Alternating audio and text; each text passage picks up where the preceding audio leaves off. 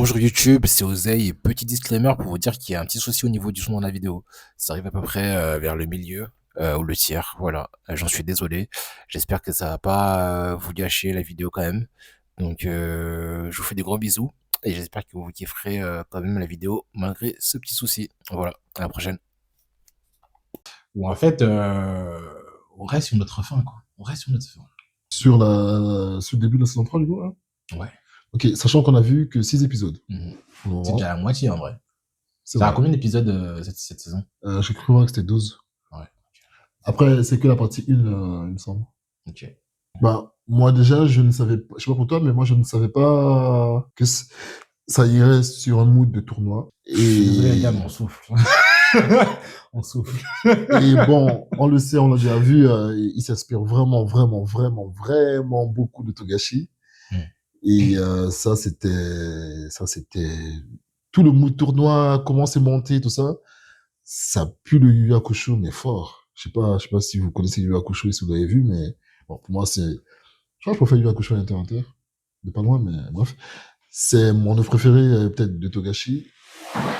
Et c'est grave dans cette trame-là de tournoi. Chaque arc, pardon, est un tournoi, littéralement. Donc, ça va dans ce sens-là, et je m'attendais pas du tout. J'avoue que ça m'a un peu déçu. En fait, moi, je pense que, et après, c'est mon avis, je pense que pour faire un bon tournoi, il faut d'abord de bons personnages. Les JJK, les personnages, je suis désolé, mais ils sont fades. Ils sont pas fades, ils sont juste pas développés comme les personnages le sont d'habitude dans les animés. Je pense qu'il y a besoin de développer de ouf pour avoir une personnalité. Moi, j'ai pas l'impression que Togashi fasse 15 000 flashbacks sur un personnage comme Naruto pour le rendre intéressant. C'est vrai, sauf que Togashi, lui, ses personnages ont beaucoup de vécu ensemble. Alors que eux, dans la saison 1, ils ont 2-3 missions où ils apprennent à se connaître un peu. Et dans la saison 2, il n'y a pas de vécu du tout. Après, j'ai vu qu'un seul tournoi de Yu Yu Hakusho, donc je saurais pas dire. Mais c'est vrai que, ouais. Bah, Yu Yu Hakusho, c'est un peu ça aussi. C'est pas... Il se développe pas tant que ça. C'est tournoi sur tournoi sur tournoi, tu vois. C'est... Frère, quand tu prends l'aura des personnages de Togashi, frérot, ça n'a rien à voir, je trouve. Bah, les personnages de Jujutsu ont beaucoup d'aura, frère. Je suis pas d'accord, moi. Ah ouais, je trouve que si. Moi, je pense que tu compares un, je sais pas, même juste un Kurapika, frère, à n'importe quel personnage de... En fait, même sans l'arc Brigand Fantôme, même sans l'arc Brigand Fantôme. Frère. Genre, rien que je te sors la Brigade Fantôme, frérot. Regarde, dans quel mood je t'aimais, frérot. Mais tu sais que ce sont mes méchants préférés, tout ennemi confondu, frère. Tu peux pas... tu peux pas juste... Tous les personnages d'Hunter x Hunter, il n'y en a pas un qui est mal écrit, frère. Quoi? Donne-moi un personnage de Hunter x Hunter qui est mal écrit. Mal écrit, frère. Ou en mode, oh, lui, il sert à rien, il a pas fait avancer ça. Genre, il n'y a pas de Sakura dans les personnages de Togashi. Il n'y a pas de Sakura. C'est vrai qu'il n'y a pas de Sakura. Même ça veut dire, est-ce qu'il y a des femmes tout court? Tu sais, on pourrait se dire Léo Ryu, peut-être à la limite. Même Léo Ryu, frérot, il est meilleur que Yuji. En fait, c'est ça le problème, c'est que Yuji a... Alors que c'est les MC, frère. C'est drôle en plus parce que tous ces personnages sont... Enfin, je trouve que les personnages de JK sont très intéressants dans leur globalité. Et ceux de Hunter aussi. Mais je hais Gun. Je le déteste. Je peux profondément l'être, vraiment. Ouais, je trouve qu'il est ultra fan, ultra naze. Il te fait ressentir une émotion. Là, mais justement, genre, Yuji, je trouve que c'est un Gun en puissance. Non, je suis pas d'accord. Mais un peu plus froid, un peu plus... un peu moins naïf. Beaucoup moins naïf. C'est peut-être ça son problème, non? Parce que tu vois, Gun, au moins, il a beau être chiant, au moins il te provoque une émotion. Ah, il est chiant. Il provoque rien, frère. Il provoque de la naïveté. J'ai jamais vu un personnage aussi naïf que Gun, frère. Tu le détestes, c'est d'accord. Je le hais. Voilà. Yuji, c'est pas que je l'aime bien, c'est pas que je le hais, il est juste là, frère. Je vois ce que je veux dire. Après, en plus, il est là. JJK n'essaie pas de créer une attache émotionnelle profonde avec les personnages. Il veut juste raconter une histoire et que tu accroches ou pas, que tu es pour tel camp ou tel camp. Et c'est d'ailleurs pour ça que je trouve que leurs méchants sont vraiment très, très, très, très bien écrits. C'est que il les rend pas cruels juste pour qu'on puisse les détester. Il rend pas les gentils pour qu'on puisse les aimer, tu vois. Genre, il te raconte une histoire avec des faits et comment elle se déroule et tu kiffes qui tu kiffes. Frère, genre, Maïto, genre, je pense qu'on a tous adoré le détester, mais ultra attachant et je pense qu'il nous manque tous, tu vois. Ah, mais du coup, est-ce que tu penses que cette manière d'écrire les personnages va fonctionner pour le tournoi qui va arriver de cette saison 3, quoi? Bah, moi, déjà, c'est ma façon préférée d'écrire les personnages, tout Mhm. court. Et justement, j'ai presque peur qu'en créant des tournois, il essaye justement de nous attacher à certains personnages, ce que je n'aimerais pas du tout. Et c'est pour ça justement que pour moi, en fait, soit c'est ça, soit ça va juste être de la performance, à savoir qualité d'animation chouette et ils vont nous vendre du Marvel, quoi. Et moi, j'aime bien quand il y a un fond d'intrigue et là, sur la saison 3, j'ai du mal à imaginer un fond d'intrigue et c'est pour ça que j'ai beaucoup d'appréhension vis-à-vis de cette saison-là. En fait, moi, je trouve que ce qui fait peur, c'est que... Après, il y a eu une introduction de pas mal de personnages qui ont l'air intéressants, mais vraiment, la pile de cette saison 2, c'était Gojo. Et depuis qu'ils l'ont retiré, moi, j'ai peur que, du coup, l'intérêt de cette saison 3, ce soit surtout des combats spectaculaires, quoi. Mais la saison 2, c'était des combats spectaculaires, mais tu savais qu'il y avait un réel enjeu. Là, l'enjeu, frère, Gojo est pas là, ok, très bien. Le but, c'est de faire en sorte de rétablir l'ordre. Mais ça va donner quoi, en fait? Et ben, sauf que le vrai enjeu, pour moi, comment dire, c'est le personnage le plus puissant, le plus important qui détermine quel est l'enjeu. Et il se trouve que le personnage le plus important, c'est Ghetto, en tout cas le mec qui est dans Ghetto. Et lui, il est là pour le sport, frère. Ouais, Le mec, il a créé son tournoi pour casser les gens, littéralement. tu peux Et tirer à la limite. pour amener des flous, je ne sais quoi. Et c'est un enjeu fade. Oui, je suis Genre, d'accord. je suis pas là pour voir du sport, frère. Je veux voir si nous, humanité, on va tous se transformer en Toji ou si on va être bouffés, frère. Genre. C'est ça qu'on veut savoir, tu vois. Ouais. Non, ouais, En fait, la saison 2 a tellement mis la barre haute que pour moi, là, ça va être compliqué. On peut déjà Je suis commencer à d'accord. parler un peu des événements qui se sont passés. Totalement, totalement. Prenons le retour de Utah. Comment est-ce que tu l'as pris, toi, personnellement? Bah, le retour de Utah, on a déjà établi que j'étais con, donc je vais continuer dans ma connerie. Mais grosso modo, j'étais tombé dans le panneau à la fin de la saison 2. Je croyais vraiment qu'il était mal intentionné. Et moi aussi, frère. Moi aussi. Dites que je suis con, mais j'y croyais, moi. Et qu'il allait faire du sale et tout. Et j'avoue, je comprenais pas trop. J'étais en mode genre, frère, ouais, ok, ton pote a perdu un bras, mais c'est un bras, t'as vu? Chill, ça remonte. On est dans un animé, frère, les gens perdent des bras, des yeux, des pieds, genre ça, t'as vu? Avoir la haine comme ça, et même te mettre un truc de condition, d'ailleurs, ça aussi est tellement inter, frère. C'était quoi sa condition, déjà? Si Si jamais je réussis pas à fumer... Oh, si jamais il ne tue pas... Attends, c'était quoi déjà le truc? Ouais, s'il le tue pas, bah qu'il crève, quoi. Ça me rappelait les chaînes de Kurapika. Kurapika. D'ailleurs, ces chaînes sont l'un des super pouvoirs les plus stylés que j'ai pu voir. Amen. Vraiment. Amen. Vraiment, oufissime. Ouais. Bref, parenthèse. Du coup, ouais, je suis tombé dans le piège de Utah. Et du coup, je m'attendais pas du tout à cela, à ce qui s'est passé ensuite. Mais j'ai trouvé ça stylé quand même. Et aussi, frère, il y a son arrivée à Utah et tout, frère. Le mec, il s'ouvre tout en mode genre, Gojo Sensei. Genre, ouais. Il a tapé une pose bizarre, frère. Qui ça? Utah. Utah? Il a tapé une pose Ouais. bizarre. Il a tapé un frère. truc comme ça à la Jojo, frère. On n'a pas Il compris. était zesty as fuck, frère. Ouais. On est dans Jojo, c'est comment? Ouais. Genre, le mec, il a fait des bails chelous, on a pris du pseudo. Il s'est passé quoi là-bas? Frère. Après, c'était un sûr. peu... En vrai, c'est ça qui est marrant, c'est que c'est le début de saison 3. Il était Zesty à ce moment-là, mais après, on a eu encore plus Zesty avec... Oh, frère, le cher stylé, frère. Comment ça s'appelle déjà? Nagoya? Ouais. Je pensais pas que Jujutsu avait cette capacité à créer autant de mèmes. Je crois, bah, il s'inspire déjà de mèmes à la base. Hein. C'est quoi, tu dis? Il s'inspire déjà beaucoup de mèmes. En fait, genre, Ah ouais, c'est vrai? dans saison 3, notamment, là, c'est qui sont en ce moment, il y a beaucoup de références culturelles, là, quand même.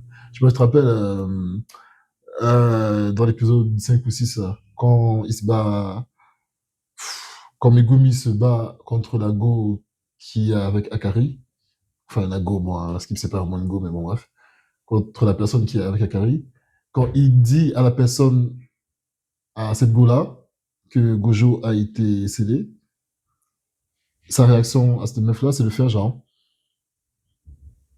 Ah, c'est une ref frère, c'est même du J'ai Renoir pas capté. c'est le scepticisme, tu vois, en mode genre, Ouais, c'est vrai, ouais. voilà. Et même dans le générique, tout ça et tout, genre, tu vois quand même pas mal de mèmes. Dans la saison 2, Maito, quand il transforme tout un train en fluo, là, après, il se met à chanter une vraie chanson japonaise et Oui, tout, tu vois, ouais, genre. ouais, c'est vrai, ouais. En mon sens, il a toujours fait ça, en tout cas depuis la saison 2, depuis la saison 1, je m'en souviens pas exactement. Mais c'est pas nouveau pour moi. Hmm. Donc, ouais, sa propension à créer des mèmes ne me surprend pas du tout. Hein. Mais c'est vrai que, en plus, le bail avec Naoya était tellement gratuit, frère. Tellement gratuit et sorti de nulle part. Ouais. Mais en fait, c'est tellement pas nécessaire que c'était cher drôle.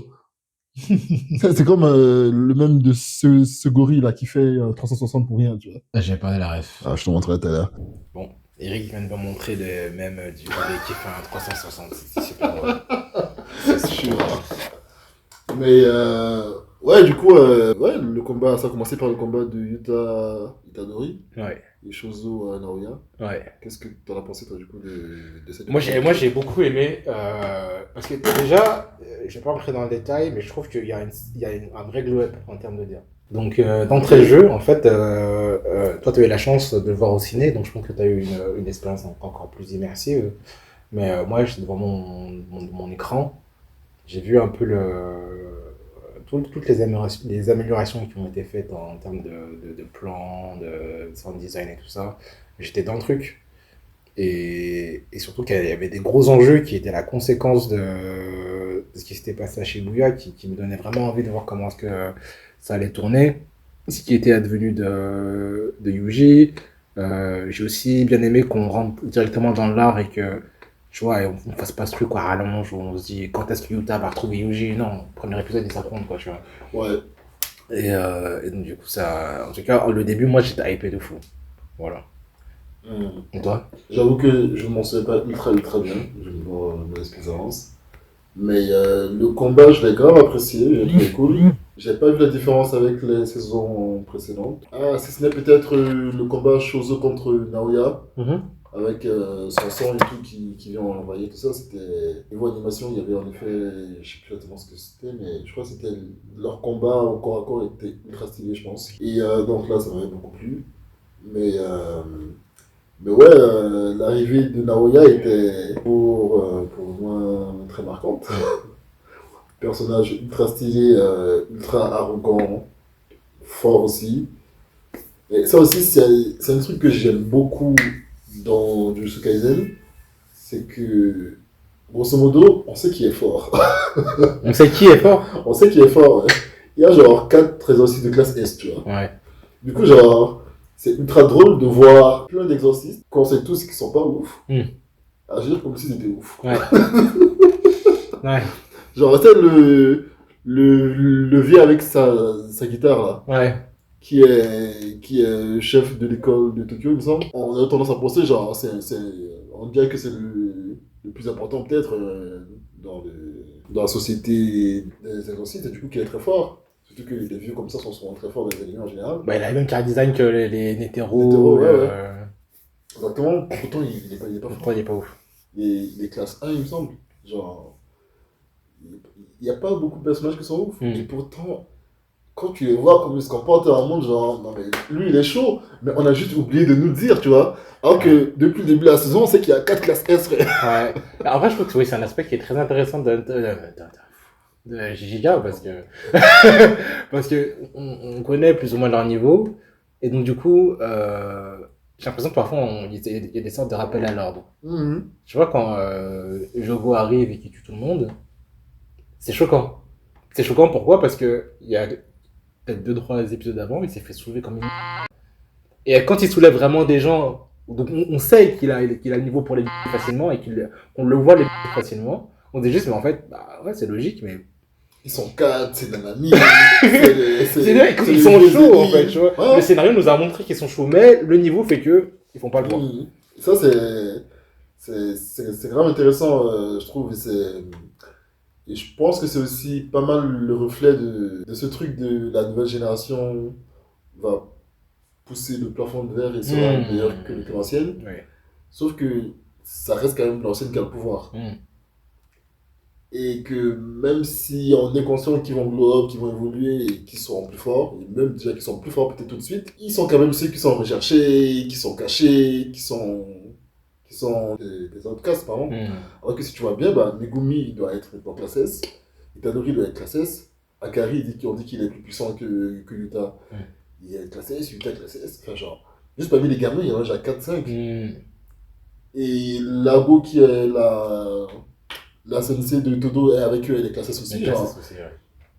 Et pourtant, et tous ils se cachent. Ouais. Ouais. Sauf Maki qui a tué tout le monde, mais avant ça, ils se cachaient tous, tu vois. Ouais. Et c'est assez ouf. Donc, ouais, non, les deux premiers épisodes étaient très, très cool. L'arrivée de Naoya était très chouette par rapport à ça aussi. Il est très drôle. Et j'ai trouvé que ça avançait très vite par contre. Les deux premiers épisodes, j'étais en mode genre, frère, on vient de voir tout ça déjà. Ouais, mais en même temps, dans la continuité de l'Archibuya pour moi, tu vois. C'est vrai qu'ils ont toujours ce truc de pas de bullshit. Ils donnent que de la vraie bouffe consistante. Mm. Maintenant, moi, en sortant du cinéma après les deux premiers épisodes, j'étais en mode genre, Mono, t'as vu, Mm.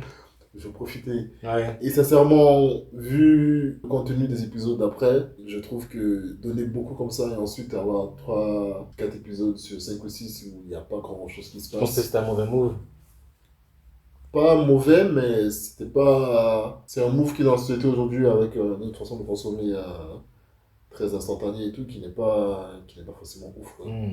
Mais en même temps, j'aime bien le fait qu'ils font juste leur bail comme ils l'entendent et qu'ils ne suivent pas forcément un agenda pour satisfaire à tout prix les consommateurs. Donc, on verra de toute façon. Mm. Et puis aussi, il y a ce truc de. Après ces deux épisodes-là, ok, il y a eu un des épisodes un peu plus lent, mais il y a eu la masterclass de Maki, tout ça et tout, qui est Ouais, c'est vrai. arrivé. Tiens, un peu remonter la barre, quoi. Et après, on a vu ça, j'étais sûr que les 2 épisodes suivants allaient être. Après, s'ils oscillent entre Plutôt- les deux comme ça, moi, ça me va, hein, franchement. Bah, surtout que genre. Autant justement bizarrement, les 2 premiers épisodes que j'ai vus au cinéma, je les ai trouvés cool, mais comme un animé, tu vois. Autant, même dans les épisodes creux, je trouve qu'il y a. J'ai l'impression de voir du cinéma. Dans la mise en Genre, scène, dans la mise en ouais, je scène, suis dans d'accord. les plans et tout. La rencontre de Itadori avec Akari dans son bureau, là. Je vais parler de la DA maintenant. On en Ah parle ouais. après. Ouais, j'attendais ces moments-là pour parler de ça. Ah, Tu vois. c'est vrai. Genre, le moment était tellement intense, alors qu'il se passait rien de ouf, frère. Genre, je sentais la pression monter et je sais pas, on aurait dû juste un gros plan, mais bref, voilà. Moi, j'ai eu l'impression de voir un film, sans entrer dans le détail, et je pense que c'est parce que. Je vais attendre, je vais attendre. Je vais pas en dire plus. C'est moi, désolé. Non, je vais attendre.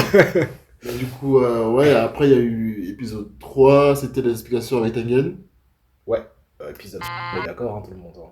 Ouais, très. Ça fait chier, on est d'accord. Personne n'a rien compris, voilà. Pourtant, j'aime bien les épisodes explicatifs, mais sa mère, là, c'était. T'aimes bien les épisodes explicatifs, toi? Frère, le dernier épisode de la saison 2 j'ai adoré. Ouais. C'est pas explicatif, ça. Bah, si, c'était un peu une remise en contexte de la situation et les conséquences du fait que Gojo soit cédé, quoi. Pour moi, c'était de l'exposition. Pour moi, ça, à ce moment-là. C'était pas de l'explication. Et le problème que j'ai avec Bah, l'épisode avec Tengen, c'est qu'ils expliquaient comment marche le tournoi. ouais.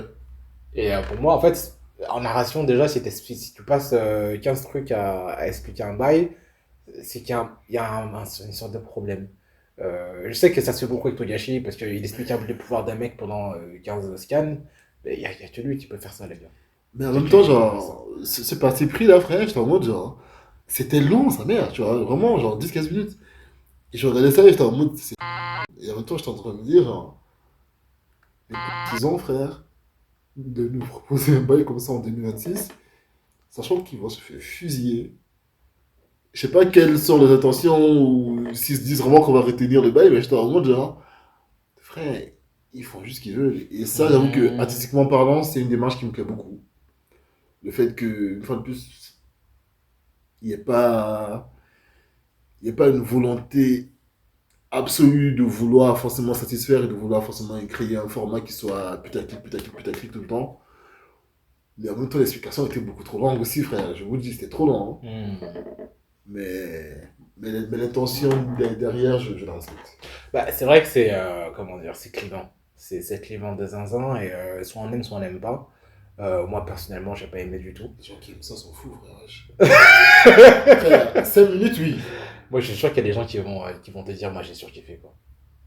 De la même manière que moi, en tant que fan de One Piece, quand je vois des trucs qui font tout le monde, moi, je kiffe, quoi, tu vois. Bah, j'en parlais avec Marine et tout quand on voyait. Et je lui disais que on a déjà vu ce genre d'explication-là, mais c'est plus comment dire, tous les 5 épisodes. Tous les 5 épisodes, t'as 5 minutes, et c'est au moment T où il y a des scènes qui ont un lien avec l'explication en question, tu vois. Or là, c'était tout le manuel, frère. Voilà, on est d'accord. Ils ont pris le manuel, ils nous ont regardé, ils nous ont balancé dans la gueule, frère. Moi, genre, donne-nous une feuille par feuille, tu vois, genre, tranquille. Ça me rappelle les moments où j'étais au lycée et que tu sais, j'avais 2 mois pour réviser un DS et que je me prenais à la veille. C'était exactement ça. C'est juste. C'est exactement ça. En fait, c'est ça qui est paradoxal, tu vois. Moi, ce que je trouve paradoxal, c'est que d'un côté, on a eu une saison 2 Shibuya qui était très TikTok, entre guillemets, genre l'attention de partout, tout ça, là. Ouais, Et d'un autre, en fait, cet épisode-là, c'était tout l'inverse de là, il faut du calme, là, il faut assimiler les choses petit à petit et comprendre ce qui se passe. Et c'est un choix artistique qui est bizarre, je trouve. Très clivant. bah, et surtout très difficilement compréhensible, parce que, bah, comme tu disais, en fait, ton analogie du devoir là, c'est. Il y a tellement de règles dans ce traitement tel, frère, c'est comme si tu révisais pour le bac la veille. Ouais, frère. Genre, t'as plein de matières et tout, moi, je dis, frère, donnez-moi le français d'abord, dans 2 semaines, espagnol, genre, pas tout la veille, t'as vu? Ça, par rapport à ça, c'était compréhensible. Surtout que juste après, la trame commence pas, non. Ils vont recruter un élève obscur, genre. Ouais. Ils font une inclusion de personnages pendant 2 épisodes en plus. Oh, frère, c'était très incompréhensible. Ouais. Vraiment. Oui. Vraiment, donc, je te rejoins. Ouais. Je te rejoins. Ensuite. Bah, la masterclass de cette saison. The masterclass. Les gars, je vais clairement pas être objectif. Je le dis tout de suite. J'ai failli verser ma petite larme sur cet épisode. Attends, juste, on n'a pas dit, mais dans les explications quand même, il y a Tengen qui. Du coup, il me semble qu'on apprend que c'est plus ou moins lui qui est le narrateur depuis la saison. Waouh, j'ai pas du tout capté cette information. Ok. Et en gros, genre, il a vu sur tout, et bref, il est partout, et omnipotent, tout ça et tout, voilà. Et du coup, il dit que Gojo a détruit les 2 objets capables de les ramener. Et donc, a priori, la quête du côté des gentils, des exorcistes, et Itadori et son groupe, tout ça, c'est de retrouver un des participants qui aurait le pouvoir de libérer Gojo. Donc, c'est le détail qui est super dont on important. n'a pas parlé et, tout, Ouais, et qui, au final, est la raison pour laquelle ils vont tous aller s'engager dans les combats. Donc, à voir. Et aussi, je suis très curieux de voir ce qui va se passer par rapport à Shozo et je crois la Sensei de Todo aussi, qui sont restés pour protéger Tengen. J'ai hâte de voir qui va venir se battre entre eux. Moi, la Go. Parce qu'on sait tous que quelqu'un va venir se battre entre eux. Ouais, moi, la Go, je l'aime bien. Je l'aime déjà. Parce que je trouve que vraiment, Akutami il respecte ses personnages féminins. Là, je suis désolé, mais il y a un fossé entre les personnages féminins de Naruto et ceux de JJK. Hein. On est d'accord là-dessus. Bah, tout à l'heure, on est totalement d'accord. Et tout à l'heure, on parlait du fait la volonté clairement assumée pour moi de ne pas créer de connexion émotionnelle entre les personnages et nous, le public. Bah, un des rares moments pour moi où ils l'ont fait, c'est en racontant l'histoire de Nobara. Et la façon dont ils l'ont raconté, genre, j'ai trouvé que c'était magique et extrêmement simple, mais très touchant et en même temps, et pourtant, c'est une histoire très banale. Une histoire banale d'une meuf qui a grandi dans un village et au final, ça ne servait même à rien vraiment. C'était très dans la pudeur. Mais c'était exactement. Et c'était tellement simple, mais beau et genre, pas de trucs tragiques, pas de fioritures, pas de volonté à tout prix de te faire lâcher des larmes ou quoi et tout, mais juste genre, une belle petite histoire touchante, chouette, d'une go qui Tu nous fais croire qu'elle est morte, mais moi je crois toujours pas, frère. Ne spoilez pas en commentaire, s'il vous plaît. Moi, je pense qu'elle est morte. Ouais, Mais en fait, frère. c'est même pas que je pense, c'est qu'ils l'ont dit, frère. Non, ils l'ont pas dit justement. Et après, il a dit, Nomura, il a fait ça, frère. Ouais. C'est vrai que j'ai En vu vrai, qu'elle s'est oui, mariée. oui, en vrai, ouais, il y avait moins que ça. Parce que moi, je me suis fait avoir par Mikey. Mikey, je suis désolé, on la voit littéralement se faire exploser. Frère, vous êtes con aussi. Frère. Non mais attends. Après, déjà, je tiens à préciser que je bloque sur Toji depuis le début de la saison 2, donc avant tout le monde, frère. C'est vrai. J'étais le T'as été premier précurseur. dans ce monde. T'as été précurseur.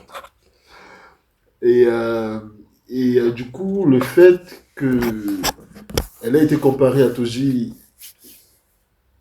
dans son être et sa façon de combattre et le fait de ne pas avoir de pouvoir et tout, moi, ça m'a toujours fait penser qu'elle était un personnage potentiellement important. Et quand, dans le film de Yuta, on voit qu'elle est le premier personnage féminin et potentiellement quelqu'un avec qui il va avoir une relation amoureuse et tout, moi, il était évident qu'il n'allait pas la tuer comme ça, de façon aussi peu dramatique. Mm.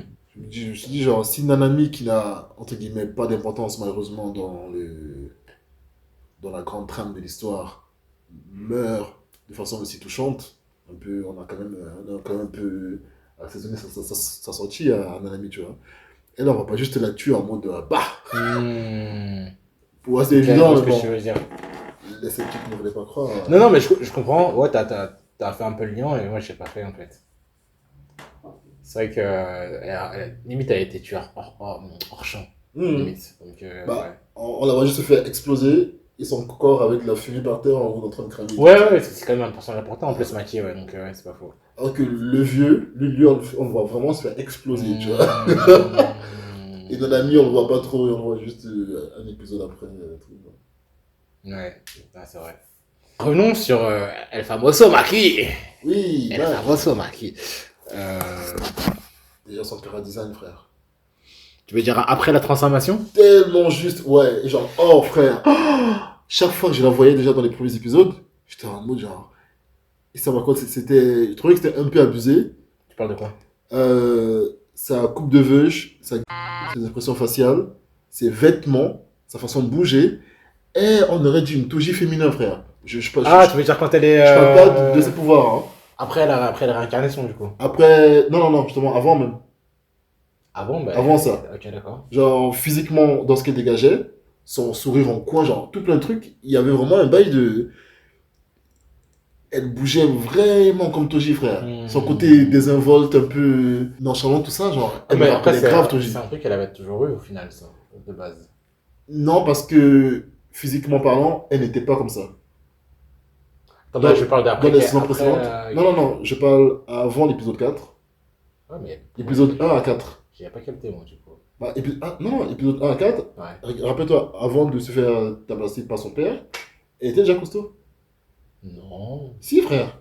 Ah, peut-être, j'ai pas capté alors. Si, et quand ils vont voir Tengen, tout ça, il n'y a pas beaucoup de plans d'elle, mais que ce soit quand ils vont voir Tengen ou quand elle voit Yuji pour la première fois, elle était déjà comme ça. T'as peut-être raison, parce qu'il y a un truc que j'ai senti avant l'épisode sur Maki, c'est que j'ai l'impression que volontairement, il voulait pas nous la montrer.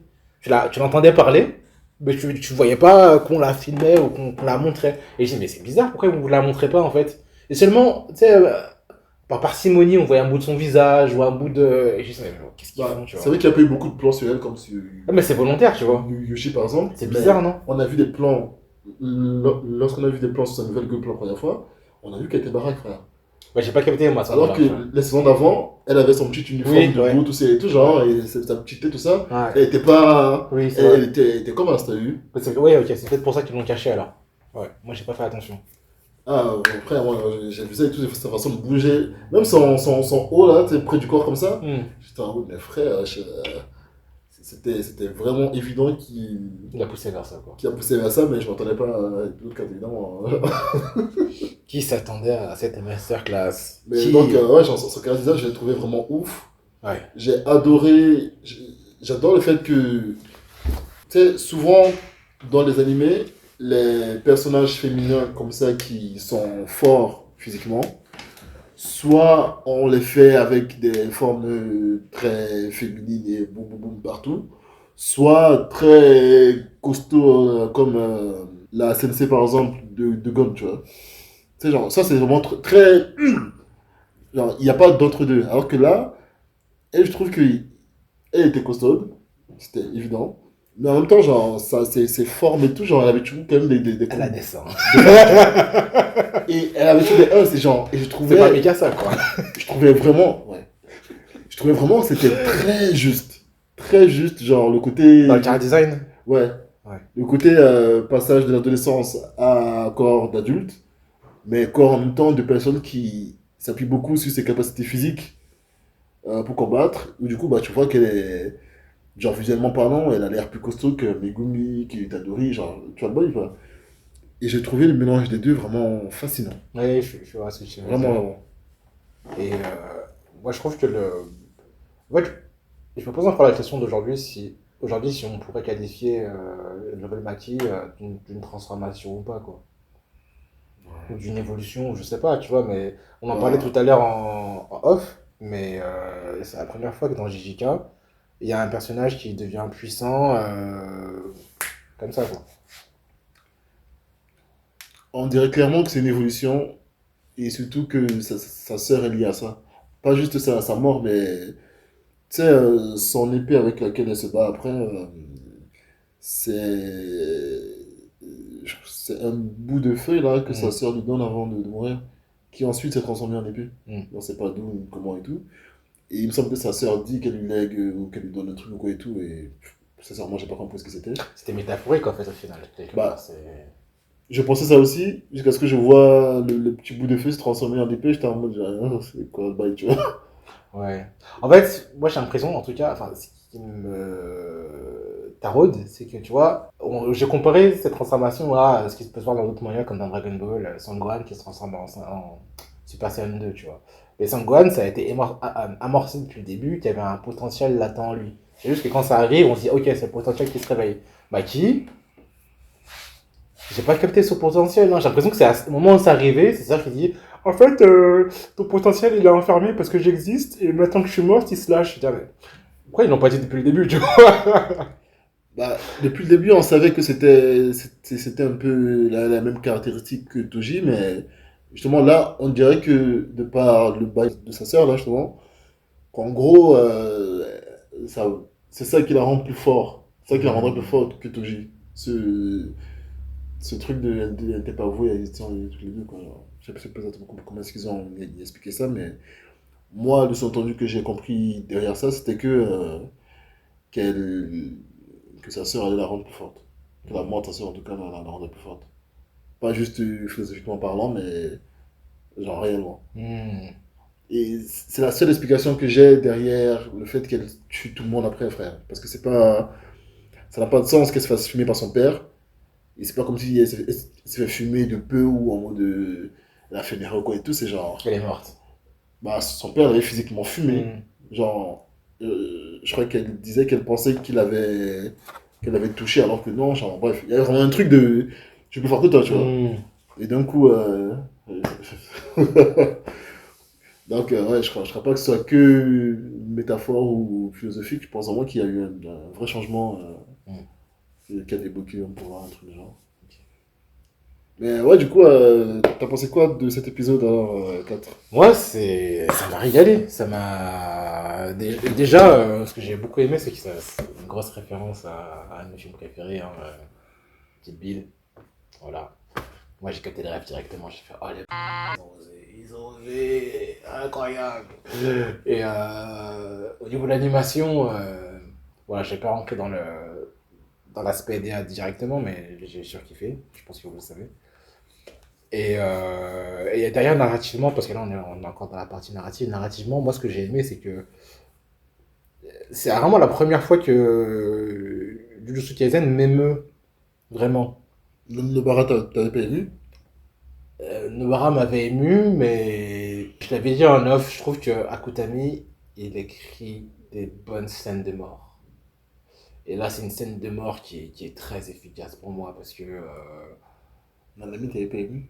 C'est justement, je trouve que justement, en fait, toutes les morts de Jujutsu Kaisen m'ont ému, Ok. mais particulièrement celle-là. Parce que je trouve que la manière dont ça a été amené, j'étais dedans, frère. Tu vois, vraiment. Et je pense que c'est en grande partie la DA a contribué au fait que je sois ému à ce moment-là. Mhm. Même en dehors de la DA, tu vois, la manière qu'il a de raconter ces morts-là, c'est très sobre. Tu vois, ce truc de. Quand elles meurent toutes les deux, enfin, quand une des deux meurt, pardon, ils sont sur une plage. Bon, bah on se dit au revoir, ok. La dernière fois qu'on était meilleurs potes, c'est quand on était gamine. Allez, reste Mhm. ensemble ma gamine. Ciao, mange-moi. Et ça finit comme ça, t'es là. Mais c'est horrible. C'est horrible, frère. Tu vois, genre, ça a trop bien fonctionné sur moi, en fait. Bah, je trouve moi qu'il y a ce truc un peu comme SNK, limite t'as l'impression de voir un documentaire. Vraiment, Je trouve que un SNK font ça truc. comme ça. Ah, absolument. Je trouve que SNK, C'est très c'est beaucoup froid, plus hein. C'est très SNK, froid. c'est. Moi, je trouve que SNK, c'est. On parle quand même d'animé où il y a Rival qui a vu tout son gang et tout se faire tuer et il a pas sourcillé, frère. Ouais, mais c'est très orchestral, je trouve. Parce que même quand Riva voit ses potes morts, c'est quand même. Dun, dun, dun. Et là, en fait, c'est ça qui est bien, hein, c'est que t'as un contraste de lui qui s'en bat les couilles et le gros orchestre en fond qui est en mode. Non, Il il y a s'est pas passé ça. un truc grave. Il y a pas d'orchestre. Si, frère. Tu regardes la scène, il y a un orchestre qui se joue en fond pendant qu'il travaille comme ça, tu vois. Non, non. Ah, si, frérot. Il y a Ah, je surtout me rien, rappelle frère. très bien de cette Il y a scène, juste frérot. le bruit du vent et tout, et Ah lui. non, frérot. Ah, on Qui peut regarder vent. maintenant, je Non, t'assure mais que. même genre, ça n'en jette pas l'émotion, frère. C'est sa froideur, pardon, qui glace son limite. C'est pas les morts. Oui, mais même, tu vois, dans sa froideur, tu sens il y a ce truc de. En fait, j'ai l'impression que les morts de JK, elles sont très. Quel terme je pourrais utiliser? Elles sont réalistes. Parce que dans la vraie vie, en fait, quand quelqu'un meurt, c'est pas un truc grandiloquent. Il est juste mort. En Occident aussi, c'est un autre J'ai pas débat. compris c'est comment ça. En Occident aussi. Genre en Occident, c'est grandiloquent, justement. Ah ouais, après, bon, tu compares l'Afrique à l'Occident, forcément. Bah, c'est toi qui disais ça, Oui, frère. moi je compare la vraie vie à un manga. Parce que là, dans un manga, on raconte un truc, tu vois. Donc forcément, Bah, dans la vraie c'est. vie, quand les gens meurent, c'est triste. Toi, tu disais que non. Hein. Oui, mais ça reste moins triste que dans une histoire, tu vois ce que je veux dire? Que dans un manga. Bah oui. Dans un manga, Les morts de la vraie vie sont moins tristes que dans un monde. Frère, fais attention à ce que tu dis, frère. non, je parle pas de moins triste, je parle de comment est-ce que ça arrive. Quand ça arrive. Genre, quand quelqu'un meurt. Ah, et tu veux dire que c'est moins dramatique Oui, dans le fait qu'on n'assiste pas et que c'est pas des histoires d'exorcisme, tout voilà, exactement, c'est pas ce que je veux dire. Ah, frère, choisis bien tes mots. Bah, ouais, c'est pour ça que j'avais du mal à trouver un terme Je qui vois. fonctionnait. Ok, Et je je sais comprends. pas si c'est réaliste le bon terme ou je sais pas si c'est. Mais c'est un truc où, tu vois, quand Omar meurt, on se rappelle pas des moments où elle a sauvé un enfant ou du moment où elle a ci ou ça. C'est que. Mais, On se rappelle juste d'un moment où, en fait, est-ce que je elle te avait dis des depuis, potes, quoi, tu frère? vois. Bah, même pas spécialement.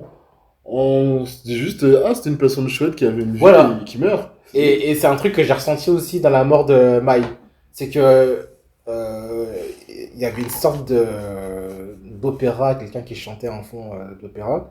Mais le fait qu'elle soit sur une plage tranquille et qu'elle soit juste des gamines, je trouvais que c'était très terre à terre. Ouais, c'est le mot que je cherchais. C'est terre à terre comme mort. C'est pas une Mhm. mort. On va ériger un monument à ta mort parce que tu as accompli un grand truc. Non, c'est vraiment juste. Mais les morts de JK sont toutes comme ça. Quand tu vois celle de Nanami, genre, il est sur une plage C'est pareil. et, Ouais, je et suis c'est d'accord. plus ou moins comme s'il. C'est comme si, de par sa mort, il montrait un peu quelles étaient juste ses aspirations en tant que Mhm. personne, à savoir se retrouver sur une plage. Je sais plus c'était dans quel pays, je crois que c'était en Thaïlande. Ouais. Je crois même qu'il cite le nom de la plage et tout. Et vivre sa best life tranquille, tu vois. Mhm. Et genre, ouais, c'est. En fait, c'est touchant de par comme je disais, son côté terre à terre et sa banalité vis-à-vis de nous, êtres humains, on peut se reconnaître là-dedans, quoi. Mhm. Et, et c'est pour ça, une fois de plus, c'est pour ça que j'aime vraiment beaucoup cet animé, c'est que il n'essaie pas de t'attacher au personnage avec de la bullshit. Ils sont, Ils te rappellent juste qu'ils ont des vies de façon très subtile. Des fois, tu le vois, des fois, tu le vois pas. Ils vivent des choses même si tu ne te le montres pas. Et quand ils meurent, bah, ils te racontent juste qui ils étaient avant de mourir. Et puis c'est tout. Ouais, c'est ça. Et genre, ça, ouais, ça te ramène à la vraie vie. C'est pas du Naruto, je ne sais quoi et C'est tout, ça, genre. ça te ramène à la vraie vie, c'est le bon terme. Mais du coup, genre, j'ai du mal à comprendre comment tu peux aimer ça et ne pas comprendre leur logique, du coup, dans le fait de ne pas attacher émotionnellement parlant des personnages au public. Parce que pour moi, si tu attaches les personnages au public, du coup, c'est compliqué de répliquer ça. C'est vrai. Et je te parle souvent de la scène de l'épisode de Dandadan, pardon, avec la danseuse et tout, là, où genre, il n'y a pas de mots, il y a une histoire à raconter juste à travers quelques images et tout. Et en fait, genre, il y a pas qu'un seul modèle des mangas et des animés pour toucher, tu vois. Et je trouve que c'est quelque chose qu'on a encore du mal à intégrer. On veut tout le temps se rabattre vers des codes qu'on maîtrise et qu'on connaît depuis toujours, mais j'aime le fait que des SNK, des Dandadan et des Jutsu essayent de casser un peu ces codes-là Ouais, je sais pas, moi et de développer les personnages de façon différente. j'ai du mal avec la comparaison que tu fais avec SNK. Pour moi, SNK T'as pas rentre que pas One dans Piece ce. dans la vie. Quoi? Ouais. Pour moi, SNK, c'est plus du One Piece que du JJK, pardon, tu vois. Dans la mort, en tout cas, des personnages. Erwin est mort. Ouais, mais ça restait épique, quoi. Il est sur son cheval. Shinzo Sasageo! Et il se mange un caillou, frère. Oui, mais ce que je veux dire, c'est que Tu vois ce que je veux dire? on s'est pas attaché au personnage. C'était un fils de manipulateur, Putain de genre. flashback, on me racontait quand j'étais petit, j'ai posé une question à mon père, tout ça. Mais même là, bah, c'était comme pour Nobara, c'était sa life de Non, base. c'est pas pareil. C'est juste ses aspirations, bah si. Nobara, c'est vraiment juste, je vais à l'école. Lui, Tout comme c'était, pour- j'ai pour- posé pour- la question interdite. Bah, littéralement à l'école, frère. Genre, Ouais, mais En fait, je l'ai pas ressenti comme ça, moi. c'est une porte d'entrée pour expliquer qui était le personnage et quelles étaient ses aspirations. C'est pas. Ouais, mais tu te rends compte que le contexte C'est pas du One Piece de ah, j'ai souffert parce que si, j'ai souffert parce que ça, Bah, pour nanani, moi, je le nanana, vois plus comme ça. pendant 4 épisodes. Moi, Genre- je te vois plus comme ça, les flashbacks d'Erwin, en tout cas. Comparé à JJK. Wow. Parce que JJK, pour moi, c'est le flashback l'extrême d'Erwin déjà opposé, a duré frère. 2 minutes. Le flashback d'Erwin a duré 2 minutes déjà pour moi. T'es conscient de ça? Oui, mais c'est pas la longueur pour moi qui fait l'intensité. Euh, Ça reste un mec qui dit qu'il est traumatisé parce qu'il a posé une mauvaise question, quoi, tu vois. Il dit qu'il est traumatisé, tu vois ce que je veux dire? Genre, C'est c'est pas- ce qui a marqué le sens de sa C'est vie, pas tu son vois. trauma qui signifie là, c'est le fait que Ah si, cet acte-là, mais il le dit, frère. non mais je ne dis pas qu'il ne le dit pas, et je ne dis pas qu'il n'est pas traumatisé. Je dis juste que c'est plus le fait que cet acte-là a été l'acte fondateur pour devenir la personne qu'il est devenu. Oui, mais Et c'est son aspiration profonde et personnelle qui est de trouver la vérité. ce qui n'est pas le cas des personnages de JJK, c'est ça que je veux dire. Parce que tu vois, quand tu compares ce que tu viens de me dire avec les personnages de One Piece, ça colle. Parce que les personnages de One Piece, si Bah, jamais ils ont personnage- leurs ambitions, leurs rêves, c'est parce qu'ils ont eu un traumatisme quand ils étaient gamins. Le personnage de JJK avec Nanami par exemple, avec Nobara, genre. Ils ont pas eu ce truc de ah, j'ai été traumatisé, donc du coup, c'est ce qui a impacté Mais ma vie. Une fois de plus, c'est pas bah, Nobara par exemple, si. Non. Bah, si, c'est parce que sa pote est partie du village. Et mon frère, c'est tellement un truc. Bah, les couilles que tu dis. C'est ça qui t'a fait devenir exorciste, c'est tellement banal. Genre, C'est banal, frérot, frère. genre, ça n'a rien à voir avec du One Piece. Ça n'a rien à voir avec le schéma des animés classiques. Est-ce que tu peux. Nobara? Bah, Nobara, Oui, je suis d'accord, Erwin, Nobara. ça n'a rien à voir. Mais là, tu compares Erwin qui a posé une mauvaise question, genre la question polémique, quoi, tu vois. Et Nobara, juste qui a perdu sa pote. C'est genre, pour moi, Erwin se rapproche plus d'un One Piece que d'un Nobara. En tout cas, mais je comprends ton point de vue, hein. Mais pour Pour moi. moi, tu parles plus de la gravité. Oui. Mais moi, je te parle du schéma, de comment est-ce qu'on raconte l'histoire. Ah, ok, d'accord.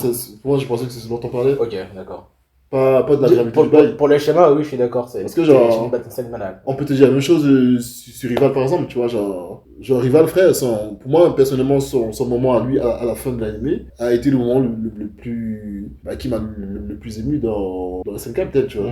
Je suis d'accord avec toi. Et pourtant, genre, ces flashbacks, genre, on voit tous les Grichon et la famille, enfin.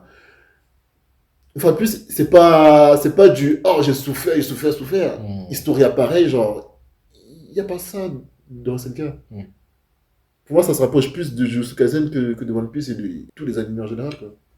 C'est aussi pour ça justement que je prends l'exemple de Dandadan où genre Dandadan c'est sur un épisode entier et c'est encore fait de façon peut-être plus intense parce qu'il n'y a pas de parole et rien qui s'accompagne, mais c'est vraiment plus souligner le fait que il n'y a pas eu une volonté en fait de prendre en pitié le personnage ou de créer de l'empathie vis-à-vis du personnage. C'est plus genre, on te raconte son histoire et comment est-ce qu'il en est arrivé à être la personne qu'il est. Et c'est plus ou moins tout. Après, genre, oui, le voir que tel a été traumatisé, ça crée de l'empathie. Genre, quand tu vois que le Bara a été traumatisé à cause de sa copine, bah, ça crée l'empathie, frère. Quand elle est Pas tant que ça pour dans, moi. quand elle est dans le train et qu'elle quitte son village, et que sa pote est en face et tout, frère, genre, ouais, je t'ai fait un truc dans le cœur. Tu te rappelles ça ou pas? Oui, je me souviens, mais en fait, moi j'ai été touché, mais pas parce que la scène est touchante, parce que c'est arrivé à tout le monde.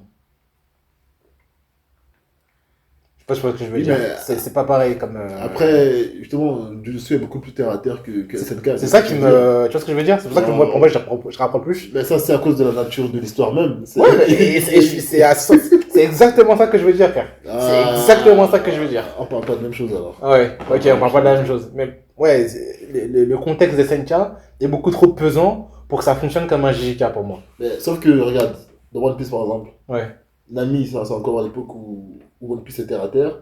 Bah, Nami, son flashback, frère, 4 épisodes, j'ai souffert de ci, il m'a fait ci, il m'a fait ci. Frère, genre, tout ce qu'on lui a fait à cette femme, genre, c'est beaucoup, tu vois. Ouais. Hermine, c'est, ah, j'ai posé une question. Mais frère, c'est pas pareil. Parce que, encore une fois, pour revenir à ce Ah, qu'on disait, c'est que le contexte des SNK, c'est une. Comment on appelle ça? il a posé une question, frère. Mais C'est pas des tutants qui ont c'est tué pas ses pareil. parents, il a posé une question. Il a posé une question, Il a frère, posé c'est tout. une question dans une tyrannie, frère. Dans une tyrannie, tu poses pas de question. Donc forcément que ça allait impacter. Il a posé une question, frère. Dans C'est pas des tutants qui l'ont dans bouffé, un frère. système tyrannique. Et alors, Bah, du coup, dans tous les animés, il y a un système tyrannique, frère. pendant JK. JK, il vit au Japon, frérot. On parle littéralement de Maki, frère. Ah non, moi je parle de Nobara. On parlait de Nobara de base. Hein. Nobara, elle a vécu une vie normale. Hein. Non. On parlait de JJK en général. Oui. Et c'est pour ça que je dis que le contexte est super important, frérot. Là, on parle de Erwin qui a posé une question dans un système tyrannique. Nobara, c'est une meuf de tous les jours, frère. Elle pourrait être notre pote en ce moment même, frère. Et Maki, alors? Et Maki. Uma et sa sœur?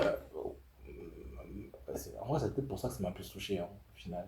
Je sais pas pourquoi ça m'a plus touché. Mais moi, je parle vraiment de Nobara dans le sens où, dans le contexte, c'est pas pareil. D'accord, mais pour Maki, alors?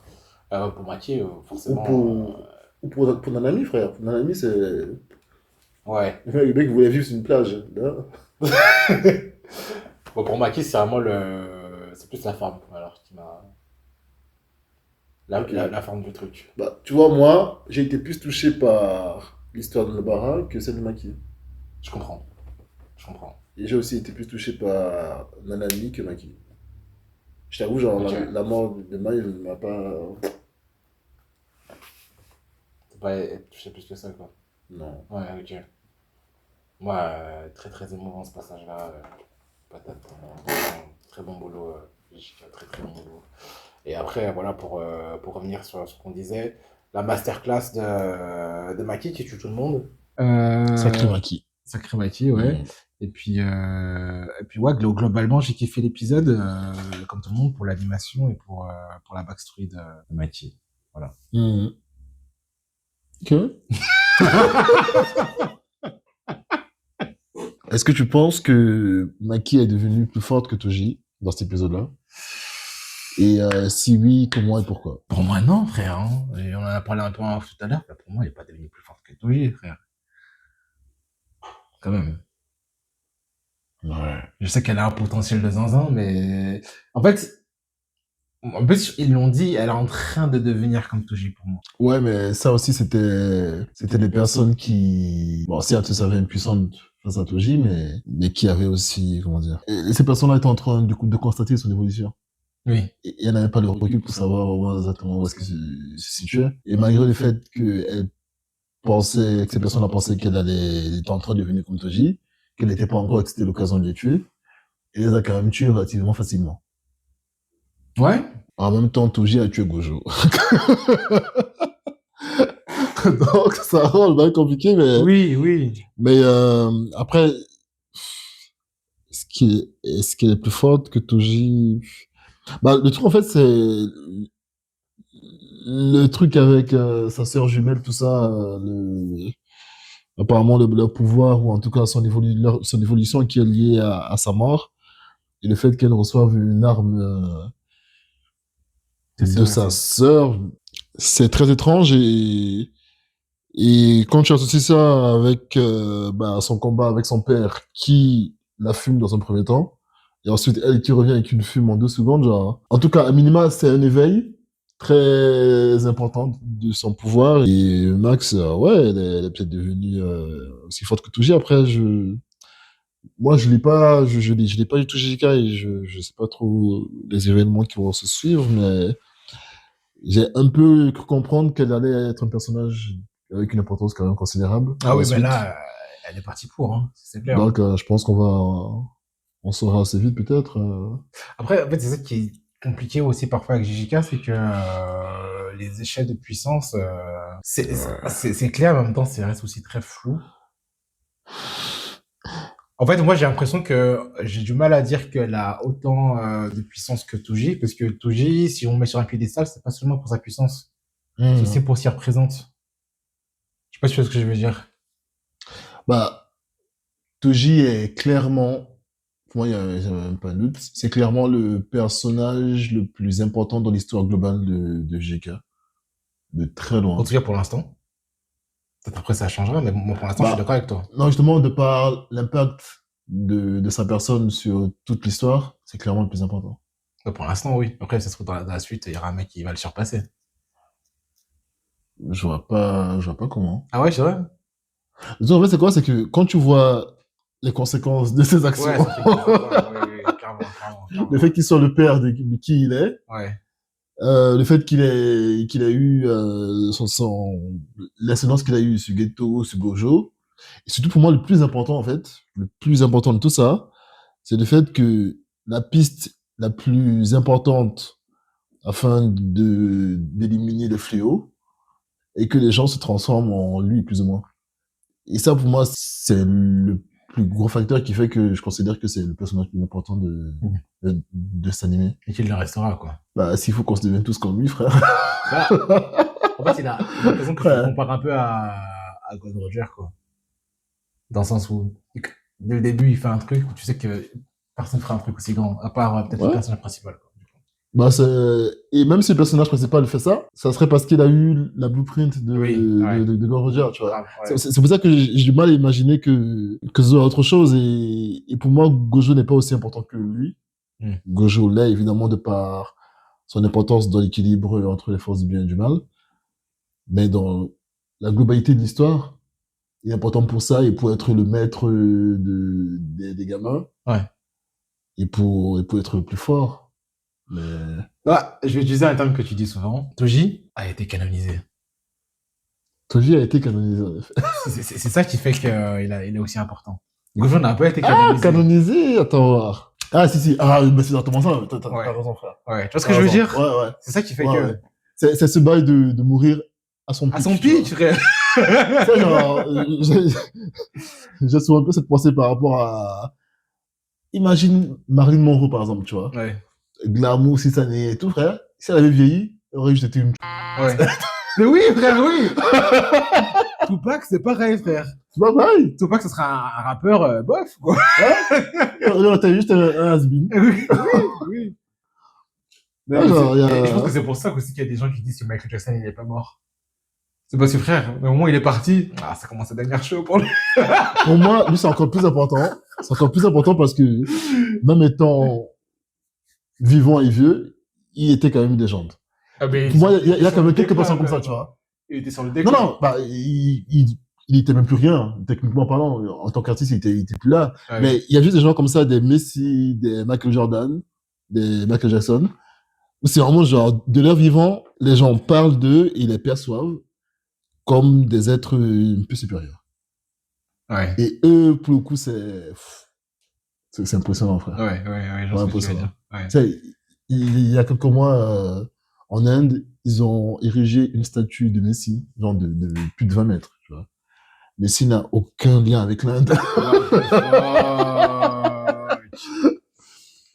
Je sais pas quoi. Et que genre, quand tu vois comment les meilleurs joueurs de tous les temps parlent de Michael Jordan, on dirait qu'il est mort, il est toujours en vie. Il est encore à l- Là, vraiment, tu vois. Et tout ce qu'il fait, Michael Jordan, c'est pas bon. C'est quoi? Il joue à Candy Crush, frère. Il joue à Candy Crush, attends, il joue à Candy Crush et il dit, il fait partie du top des joueurs de Candy Crush et il dit, ouais, peut-être que si je m'entraîne assez, je pourrais devenir numéro. Ce mec, c'est un malade. C'est vrai? Il est baisé, wesh. Qu'est-ce que tu as pensé de la façon dont le nom de Toji est revenu dans l'épisode 4, justement?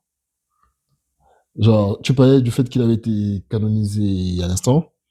Et je trouve justement que la façon dont son clan en parlait, genre, ce décalage entre le manque de respect et de considération pour sa condition de personne sans énergie occulte, et en même temps, le fait qu'ils reconnaissent qu'ils étaient à sa merci littéralement, la dissonance entre les deux était extrêmement intrigante. Je sais pas si j'ai déjà vu un truc comme ça.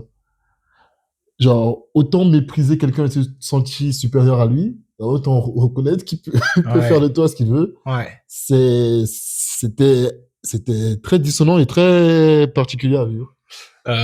Moi, tu me diras ce que t'en penses, mais moi, j'ai l'impression que Toji a été au service de Maki pour cet épisode-là. Mhm. Parce que Toji, malgré le fait que... Ah, non, je dirais l'inverse.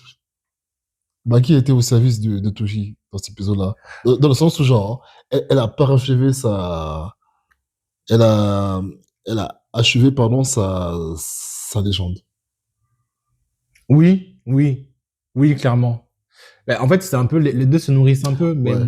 moi je dis ça parce que c'est avant tout un épisode qui s'est focalisé sur Maki Mhm. et le fait en fait que je pense que c'est aussi pour ça que ça m'a autant ému ce qui s'est passé avec la mort de sa jumelle et tout ça, c'est que Toji, comme tu disais tout à l'heure, c'est un PDP et tout ça, et et quand tu vois l'épisode de Maki où elle se fait tuer littéralement par son propre daron, en fait, Mhm. t'as qu'une chose, en fait, tu penses qu'une chose, c'est juste, en fait, Toji a 100% eu raison d'être devenu une personne exécrable. Parce que c'est le produit de ce qui s'est passé tout de suite là, quand Maki est morte. C'est ça qui a créé cet être humain. Et donc, du coup, quand je dis que Toji est au service de Maki, c'est que Maki devient Toji, mais même pas parce que, pas forcément parce que c'est une mauvaise personne, mais parce qu'on l'a forcé à l'être. Je suis totalement d'accord. Et c'est justement pour ça que, de ma perception en moi, Maki, justement, a eu, entre guillemets, ou en tout cas, a été assez mauvaise Pour aller plus loin que Toji? pour aller plus loin que Toji. Ok, ouais. Et je pense que c'est extrêmement criant dans le fait qu'ils reconnaissent tous que Toji aurait pu les fumer. Et la peur bleue qu'ils avaient. Je sais pas si t'as remarqué, mais genre, tout au long de l'épisode, ils n'ont pas peur de Maki. Ouais, grave. Ils ont peur qu'elle devienne Toji, frère. Ils ont peur qu'elle devienne Toji. Toji est mort, les gars, c'est fini. Ouais. Ils n'ont pas peur d'elle, ils sont en mode genre, non, on peut la tuer, tu vois. Mm. Et ça, c'est fascinant de constater justement que genre, en fait, et je pense sincèrement qu'au final, il voulait juste être accepté par eux. Mm. Et il n'avait peut-être pas assez la force, il n'a pas pu dépasser l'amour qu'il avait pour eux pour mettre fin à leur système injuste. Et du coup, il a préféré devenir un paria et se casser du monde de l'exorcisme, mais que, au final, eux, malgré le fait qu'il ait rejeté et qu'ils aient manqué de considération vis-à-vis de sa personne en live, derrière, frère, il devait se coucher, mais tous les soirs en faisant dit je vous salue Marie, frère, en mode genre, pourvu qu'il revienne pas, tu vois. Après, je pense aussi que la chance qu'avait Maki comparé à Toji, c'est que Maki avait une sœur Ouais, qui lui a dit littéralement fais-le. ouais. Et en plus d'une sœur, elle avait son maître Bagojo. Oui, Et justement, je pense que c'est là la grosse différence, c'est que Toji n'avait personne. oui, il n'avait personne. Et la seule personne qu'il a trouvée était en dehors de ce monde-là. Et elle est morte. Ouais, c'est pour Ouais. ça que du coup c'est Maki qui réussira à changer le système parce que de par le fait qu'il y ait des gens qui les poussent à le faire. L'histoire va se répéter, mais cette fois-ci va changer. Enfin, je pense, hein. C'est ma prédiction. Mais techniquement, là, il n'y a même pas de système, vu qu'il a... Non, mais genre, il y a toujours le système de... Comment dire? Les autres clans sont toujours là. D'ailleurs, il faudra voir leur réaction vis-à-vis de ce que Maki a fait, mais vu que le représentant du clan est toujours vivant et qu'il est pote avec Maki, bah, techniquement, ils n'auront pas leur mot à dire, vu que Fushiguro s'en battra les couilles. Oui, grave. Ouais. Et j'imagine aussi qu'il y a, enfin, comment dire, toutes les personnes qu'elle tue, là, il n'y a pas de femme et d'enfant. Je trouve ça aussi bizarre. Il y a que des hommes et sa mère aussi qui est là. Et du coup, je me dis qu'il y a sûrement aussi d'autres membres du clan Zenin qu'on n'a pas vu. Là, tu vois. Quand ils disent qu'elle a tué le clan Zenin, c'est peut-être qu'elle a tué que les combattants. Oui. Ouais, je pense aussi. Ouais. Donc, à voir ce qu'ils vont faire. Je pense qu'ils vont créer un plan plus juste et plus chouette. Et ouais, et du coup, bah, refaire le système petit à petit, sachant que Gojo il est clairement plus dans la veine de Toji aussi, hein, par rapport à ça, hein. Dans le sens où, genre, il combat, mais il combat plus en mode dissuasion nucléaire, tu vois. Ça a toujours été le cas. Avec Yuta, avec Itadori, avec Fushiguro. C'est en mode, c'est comme je veux, et si vous voulez pas, vous voulez vous battre contre moi? Non, ça va. Non, ça va, on va se calmer. Et d'un coup, il se fait sceller, c'est en mode genre, Gojo était terroriste. C'est en mode interdiction de sceller, frère. C'est là, tu vois vraiment que c'était juste une arme. Ouais. Et que genre, une arme qui la faisait peur, du coup, dans le monde, genre, franchement, elle est dans la merde, il y a des fluos partout, mais en vrai, ne le libérez pas. Non, vraiment. Il préfère rester dans la merde plutôt que de... frère. C'est fou. En vrai, c'est une bonne analogie de ce qui se passe actuellement dans nos sociétés, hein. Mine de rien. Donc, il s'arriverait exactement la même chose si jamais t'enlèves les armes nucléaires aujourd'hui, c'est ce qui se passe, hein. Ouais. Non, d'ailleurs, pour parler animé, pour rigoler. Voilà. Moi, j'ai des vraies choses. C'est vrai qu'il nous ramène ce Trump et tout, en mode genre, ah, t'as vu ce qu'il a fait? Israël, Palestine. Pardon, j'arrête.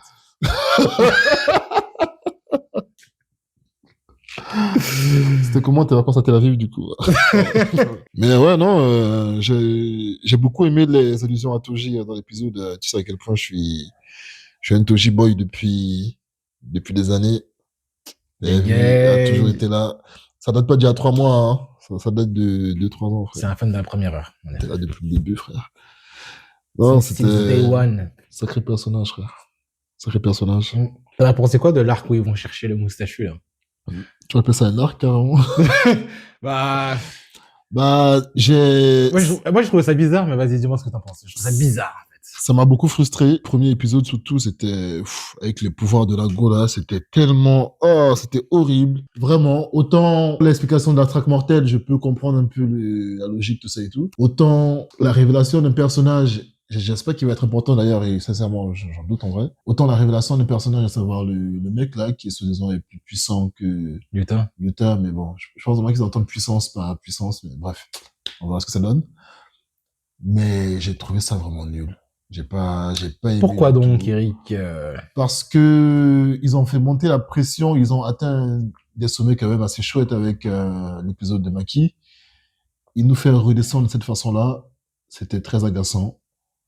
Surtout quand tu suis le bail semaine chaque semaine et tout, c'était frustrant. Après, t'as pas le choix, hein. On va te dire, quand tu fais un animé, tu peux pas être tout le temps. C'est pas sur le leveling, quoi, tu vois. Non, c'est sûr, mais en fait, j'aurais préféré que cet épisode-là serve à autre chose que ça. Et ils ont utilisé des épisodes dessus, frère. Dans un épisode, le premier notamment, où ils montrent les pouvoirs de la Go, là, ils nous expliquent ses pouvoirs de lune casse-couille. C'était chiant. Je suis d'accord. C'était chiant de ouf et c'était très frustrant. Et ça n'a même pas rendu le combat cool, en fait, parce que je trouve que l'animation était sympa, il a peut-être rattrapé un peu le côté explicatif. Mais moi, je voulais le dire tout de suite. Dis-nous. GG à Kutami, là, frérot. Regarde-moi bien. JJ. Tu ne seras jamais Togashi. Waouh. Personne n'est et personne ne le sera. Ah, tu vois. Donc, tu vas tout de suite te calmer avec tes explications là, parce que ça sent pas les couilles, en fait, d'accord? Voilà. Tu aimais bien ça dans la saison 2, frère. Mais Oui, mais en fait, ça durait dans 30 la saison secondes. 2, ça allait. Là, Ça durait frérot, 30 secondes. en fait, ça t'as durait pas l'impression 40 minutes. que on lui a donné un passe-droit en mode oh frérot, on a kiffé quand t'as fait comme attends, non, tu peux continuer s'il te plaît. Et le mec il s'est dit ah, vous voulez ça? Je vais faire tout le temps alors. Allez, c'est parti, let's go. Surtout, Frère. genre, les explications sur le pouvoir de la Go, frère.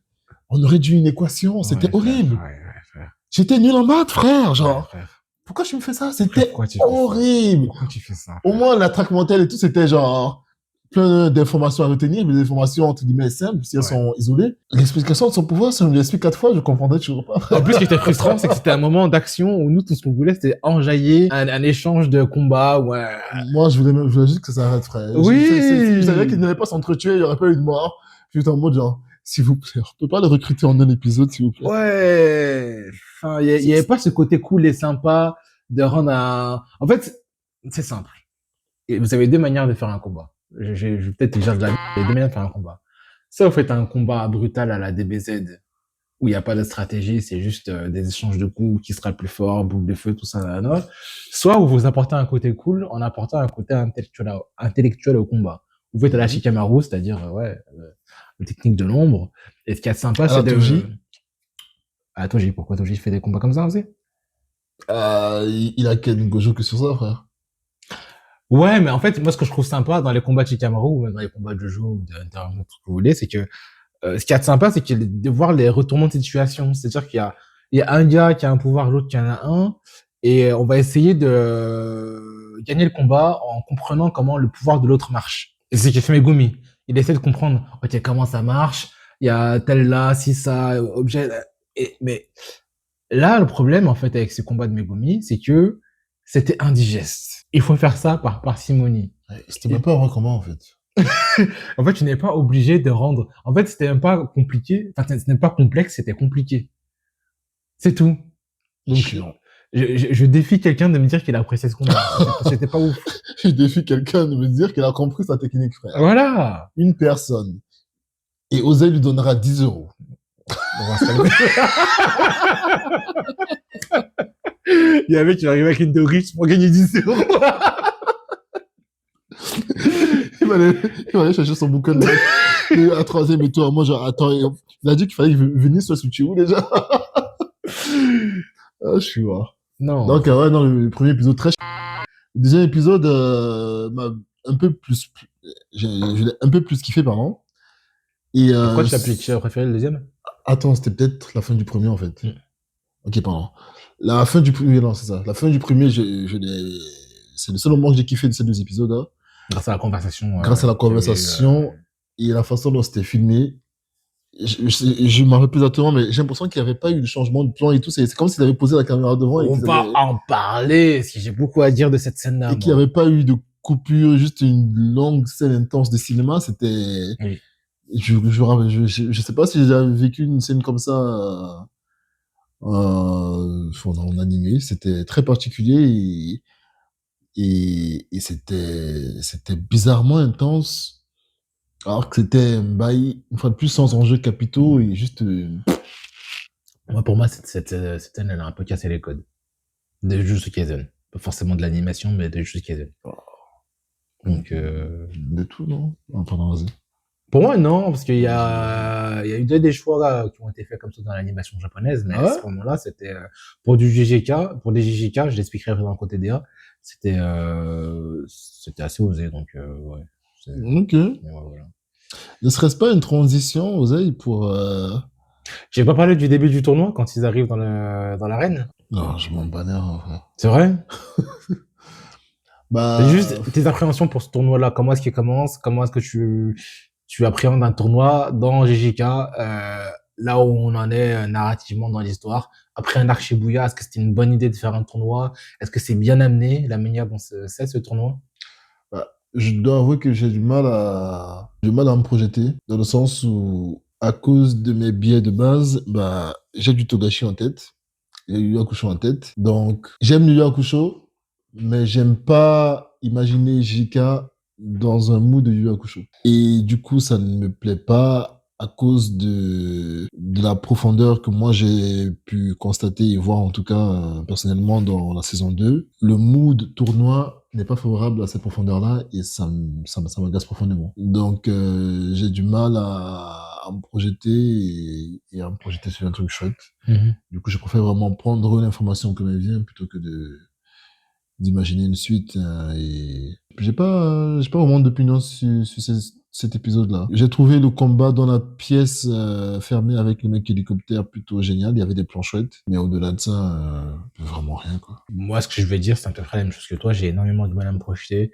Premièrement, parce que pour moi, ça part mal. Un tournoi où tu es obligé d'expliquer les règles pendant 15 000 ans, c'est déjà mal parti. Surtout qu'ils vont devoir les réexpliquer, en fait. Je comprends pas pourquoi avoir tout expliqué en même temps. Genre, c'est comme s'ils voulaient que quand on voit l'épisode 11 où Megumi se bat contre tel, il veut qu'on retourne à l'épisode 3 Ouais. pour voir les règles du combat, genre. Ouais. Ils vont devoir le réexpliquer, hein. Ils vont devoir le Oui, réexpliquer, on s'en ouais, d'accord, ouais. hein. Du coup, ça n'avait pas de sens de le faire, d'expliquer autant de choses, Ouais. de autant d'informations en un épisode. C'était... En fait, c'est simple. Moi, je vous le dis tout de suite, ça va casser le rythme. Ça va casser le rythme. Pourquoi? Parce qu'au moment où ça va arriver, soit on n'aura pas capté la règle d'avant, donc du coup, on va rien comprendre. On va dire, qu'est-ce qui s'est passé? Ah oui, il faut remonter avant. Ou soit il va devoir réexpliquer le truc d'avant et on va se dire, oh frérot, si jamais tu l'avais juste expliqué 3 minutes avant, ça aurait été beaucoup plus fluide. Et en fait, ça me donne, en fait, ça me fait beaucoup appréhender la manière dont ce tournoi va se dérouler. Je suis en train de me poser une question, dis-moi si tu es d'accord avec ça ou pas. Est-ce que tu penses qu'ils sont partis dans un mood méta ou pas? C'est-à-dire, les flops. Dans le sens où, genre, ils ont un peu la folie des grandeurs et ils sont en mode... Oh, waouh! Putain, mec, il serait tellement du génie si jamais c'était le cas. Mais je pense pas que ce soit ça, hein. Bah, justement, oui et non, parce que ça peut te faire aller dans des extrêmes très positifs, tout comme dans des extrêmes très, Ouais, mais ça aurait du sens. très nazes où personne n'arrive à te suivre. Ouais, mais ça aurait du sens. Dans l'épisode 3, c'est ce qui s'est passé, c'était un extrême très naze, où, enfin, c'est compliqué de te dire, de voir cet épisode et de dire genre, oh ouais, chouette, c'était génial. Je suis sûr que À t'as part- des gens sur Twitter qui ont dit ça. À part des génies qui ont la capacité d'enregistrer autant d'informations sur un moment de détente devant un animé, frère. Mais je sais pas mon cas, clairement, apparemment. Parce que au final, ce que tu dis, ça a du sens parce que là, aujourd'hui, en 2026, les animés et les mangas, c'est tellement devenu un phénomène que tu peux te permettre des dingueries comme ça en te disant, de toute façon, les gens vont continuer à regarder. Tu vois ce que je veux dire ou pas?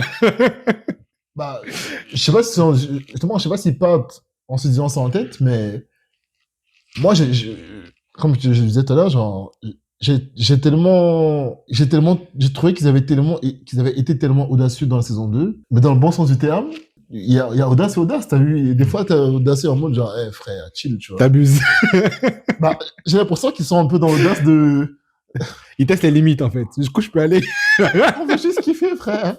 On sort de nos tafs de 8 à 5, là, et là, tu as été 15 règles, là, frère. Je suis là pour passer un bon moment, d'accord? La vérité, c'est vraiment en mode genre, frère, j'ai attendu toute la semaine et tout.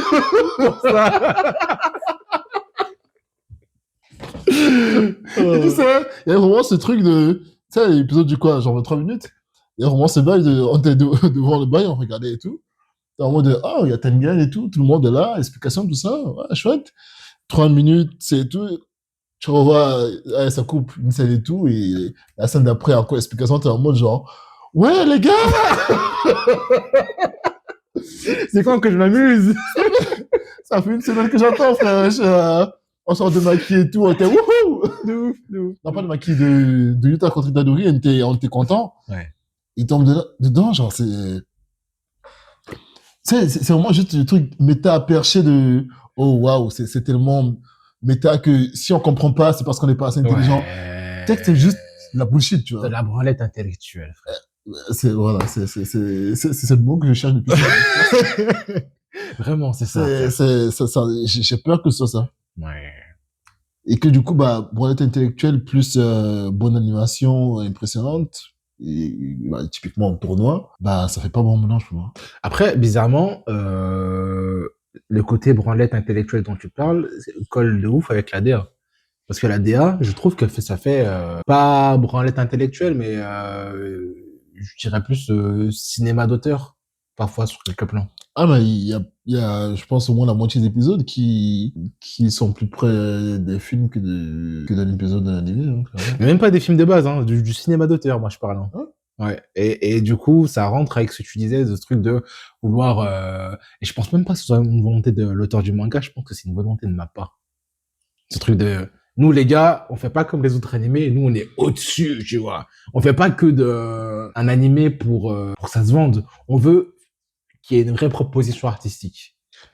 Bah, quand tu vois, juste visuellement parlant, la gueule du générique, je la connais pas tout et tout, mais à ce qui paraît, il y a plein de références à la culture en général et tout. Dans le générique et tout, il y a plein d'œuvres d'art, bref, tout plein de trucs à qui ils font une petite dédicace dans le générique. Quand tu vois ça, plus à quel point il plonge dedans dans l'épisode avec Maki. La scène entre Akari, je sais pas si c'est Akari son nom, entre Akari, Itadori et tout, enfin genre, ils sont clairement partis sur un délire, bah, c'est comme tu disais, c'est un délire cinéma d'auteur. En tout cas, moi personnellement, que j'ai jamais vu en animé, que j'avais un peu vu dans le film de Chainsaw Man, quand même, cette volonté-là. Ah oui, clairement, dans le film de Chainsaw Man, oui. Mais pas dans d'autres œuvres, en tout cas, je n'ai pas l'impression. Dans d'autres œuvres aussi, mais c'est des animés niches. Hein. En fait, c'est ça qui est ouf, c'est que. Ou alors des films d'animation, quoi, des Miyazaki. Ouais, truc, tu vois. mais des films d'animation ou des animés niches comme Evangelion, d'autres trucs comme ça, quoi, tu vois. Où en fait, ils prennent des directions artistiques où t'es là, ok, bon, tout le monde va pas kiffer, c'est des kiffeurs qui vont kiffer. Et là, le fait que ce soit fait par des gros blockbusters comme Chainsaw Man et Giga, je pense que Mappa a une vraie volonté d'être élitiste. Je pense, hein, c'est ma théorie, mais je pense que quand t'es auteur aujourd'hui, si t'es auteur de manga et que tu veux faire un blockbuster qui va marcher après, tu te dis, je vais écrire mon truc pour que Mappa l'anime après derrière. Moi, c'est ça que je vous dis. Hein. C'est vrai qu'il y a une volonté quand même récente, très récente même, de vouloir casser les codes, qui je pense a aussi été bien instauré par l'avènement de SNK. Ah oui, oui, je suis d'accord. Notamment plus dans le narratif d'ailleurs, parce que en termes de technologie, au final, c'est plus c'est une course à l'infini, dans le sens où ça va, j'ai personne qui va gagner, il y aura toujours un nouveau truc qui va. Ça.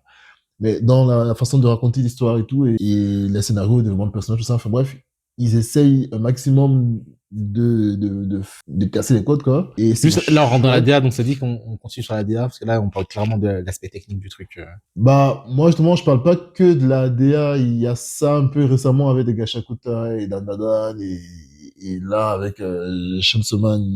Dans la DA, tu trouves que Gachakuta est aussi comparable à Jishika? Non, je parle de la volonté de vouloir casser les codes. Je trouve que Gachakuta reste encore bien dans les codes pour moi. Comparé à Jishika. Pour moi.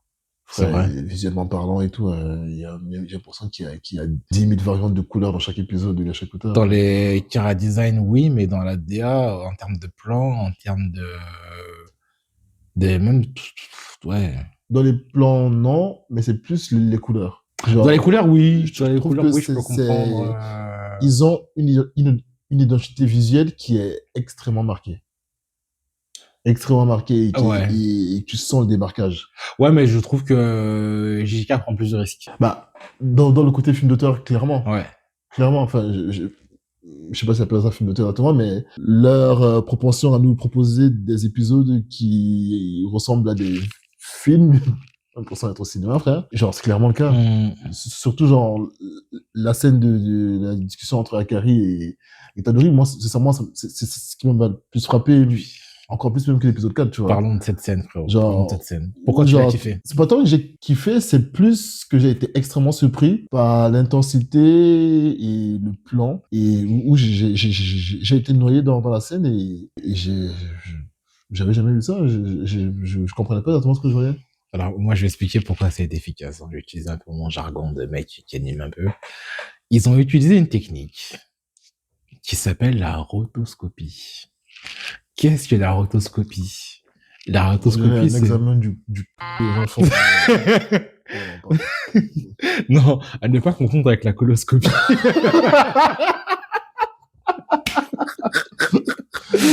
Précise que j'ai pas confondu. Frère, tu parles d'examen du... C'est la coloscopie. Bah ouais, frère, la rotoscopie, mais...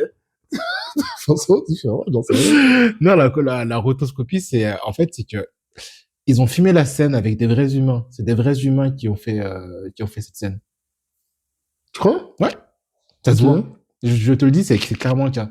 Et en fait, la rotoscopie, c'est que ils ont filmé ça avec des vraies personnes Mhm. et ils ont animé, du coup, Itadori et le gars, j'ai oublié son blaze, sur les mouvements qu'ont fait ces vraies personnes. Ok.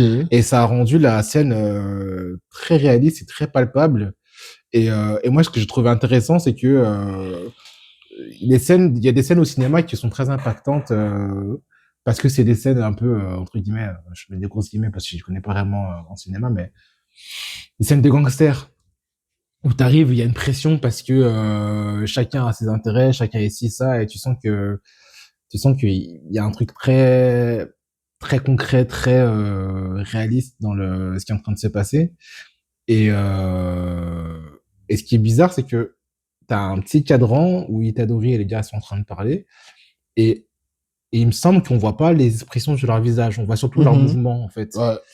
Et, euh, et ouais, tu vois ça et tu dis, OK, je comprends pas trop ce qui se passe. Tout ce que je sais, c'est que il y a un gars qui ment et un autre qui essaie de voir s'il ment ou pas. Il y a une tension qui est palpable, mais vu que je vois pas les émotions des personnages, je comprends pas ce qui se passe. Je suis juste dans un flou où moi je suis à l'extérieur du cadre et je peux qu'imaginer ce qui est en train de se passer dans la tête des gars. Bah, justement, genre, et je comprends mieux du coup la technique dont tu parles là parce que personnellement, quand j'ai vu, je ressentais une tension comme si j'étais à côté d'eux et qu'il fallait pas que je bouge. Genre, c'était très particulier et d'ailleurs, ça a été très amplifié par la sonnerie de téléphone. Genre, Oui, ça oui. m'a, Pareil, ça frère. m'a, ça m'a réveillé, j'étais en mode, hop. Ah, et dès que je me suis détendu en mode genre, je regarde un animé, c'est bon. Ouais. Et en même temps, ça m'a quand même, ça a créé un décalage dans le ressenti et tout, tu vois, dans le sens où c'est comme si c'était là, et tout. Et donc, ça a fait, ah, du coup, ça m'a fait redescendre. Mais en même temps, ça a rajouté de l'intensité à la scène quand même. Mais du coup, j'ai eu besoin de ça pour redescendre et pour me rendre compte que ce que je vois n'était pas normal. Et c'était pas normal. J'avais jamais vu ça, quoi, simplement. Et c'était frappant. C'était vraiment cool. Genre, Ouais. j'ai l'impression d'être, de voir une scène d'un film, d'un film et une scène extrêmement intense et dans laquelle je pouvais pas décoller les yeux, tu vois. Et je regardais avec ma copine et tout, et on a tous les deux eu la même réaction. On était là, genre, oh, c'est quoi ça? Surtout en plus que ça te prend de court, frère. On Oui. était là, et c'est une scène lambda, tu sais. Tu parlais tout à l'heure du fait que tu as l'impression que les nouveaux animés, notamment JK, du coup, essayaient un peu d'être élitistes. Surtout le C'est ce que sujet tu disais, Mappa. hein. Surtout Mappa, ouais. Ouais. Et je trouve que on peut aussi lier ça au fait qu'ils aient signé un contrat quand même assez oufissime, qui à mon sens va peut-être changer le monde enfin, peut-être qui va changer le monde des animés tout simplement avec Netflix dans la création des animés, il me semble, le contrat, c'est. Et c'est ça qui est perturbant, qui est perturbant et qui m'énerve en même temps, c'est que quand je dis que il y a une volonté de se vouloir élitiste, c'est pas forcément dans le mauvais sens, dans le bon sens. Parce que je trouve que c'est plaisant, c'est cool, c'est innovant, tout ce que tu veux. Mais derrière, tu sens que il y a un côté pédant. C'est, les gars, nous, on fait mieux que vous parce que nous, on ose. Et tu vois, pour comparer en termes d'animation, ce qui se fait de mieux avec Mappa, tu prends Ufotable qui anime Demon Slayer. J'ai pas ce sentiment-là quand je regarde Demon Slayer. J'ai pas ce sentiment que les gars ils veulent me vendre un truc élitiste parce qu'ils prennent des risques aussi ou ça. Je vois juste des gars Ouais, qui sont mais passionnés et qui veulent vraiment bien faire bouger les choses. non, Demon Slayer aussi, c'est très putaclic, frère.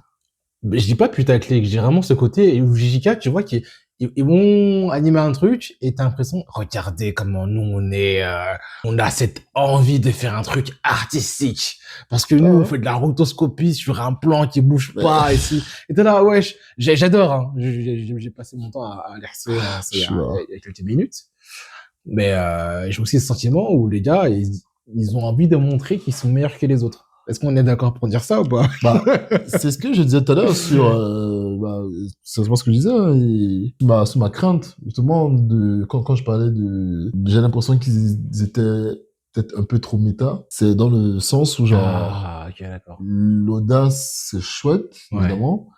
Mais si tu ajoutes de l'audace beaucoup trop à ta soupe, frère, tu vas nous perdre à un moment donné, tu vois. Tu vas nous perdre. Et il y a quand même déjà 1 ou 2 épisodes où c'est en mode genre, Ouais. ok, C'est limite. genre, bah, où vraiment, en fait, genre, enfin, on est beaucoup à ne pas comprendre le concept du bail, tu vois.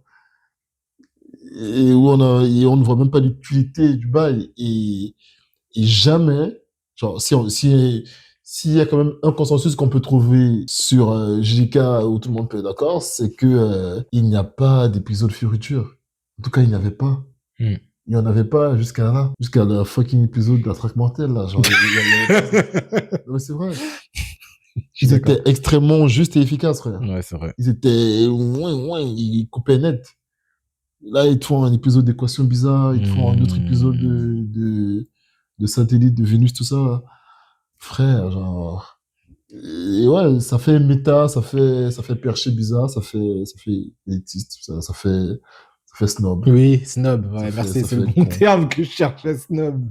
Et c'est dommage. Et une fois de plus, quand tu associes ça à une saison qui a priori va être tournée sur beaucoup de combats, Moi, j'ai peur, en fait. Je vais pas vous c'est mentir, compliqué de se j'ai projeter. peur. J'ai peur, j'ai peur. On disait tout à l'heure que qu'on avait du mal à se projeter, ne disons pas maintenant qu'on a peur. Non, mais quand vraiment, genre, wow. En fait, comment... Ah, je suis là. Et t'as avec ce monstre, la panique, frère. En fait, comment tu l'as expliqué, je suis en train de réaliser à quel point ça risque de donner des trucs bizarres, en fait. Si ils sont dans ce mode élitiste. Donc, on verra bien, mais... Bah, ouais. J'ai peur. Ouais. Donc, voilà. Et genre, si tu vois bien, dans la saison 2, il n'y avait pas tant de moments que ça en mode qui font péter les réseaux sociaux, tu vois. En vrai, hein, si tu regardes bien. C'était juste en mode genre, waouh, dinguerie, nouvel épisode, dinguerie. Là, il y a des clips, des moments, des références, T'as l'impression qu'ils font ça pour juste pour se démarquer des autres. Regardez comme je suis différent. Moi, je suis pas comme les autres. C'est ça que je vois, en fait, des fois. Broda, hein? Tu vois ce que je veux dire? Ben, c'est exactement ça. Alors que la saison 2, c'était juste une masterclass. Tu pouvais pas isoler un moment, être en mode genre, ça s'enchaînait trop. C'est ça.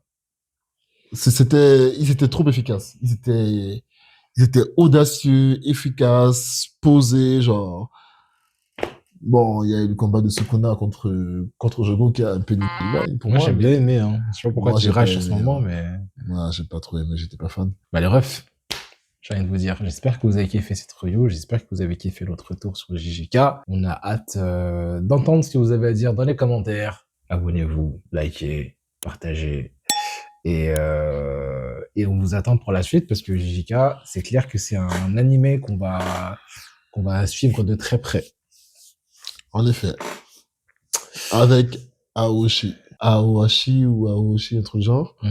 C'est le foot. Ah, c'est vrai? Ouais, qui est vraiment ouf. Il y a la saison 2 qui va sortir dans quelques semaines, hein, je crois, ou dans quelques jours. Donc, à voir si j'arrive à convaincre Monsieur Kyodai Pourquoi pas. peut-être regarder ce truc qui est vraiment, vraiment cool. Okay. En tout cas, les gars, ouais, c'était génial de vous retrouver, Kyodai. On espère vous retrouver bientôt pour les épisodes qui arrivent de JJK. Et on espère que vous avez kiffé et vous êtes contents de nous revoir. Carrément. Donc, Wesley. Wesley. Je sais que tu nous as entendu, petit.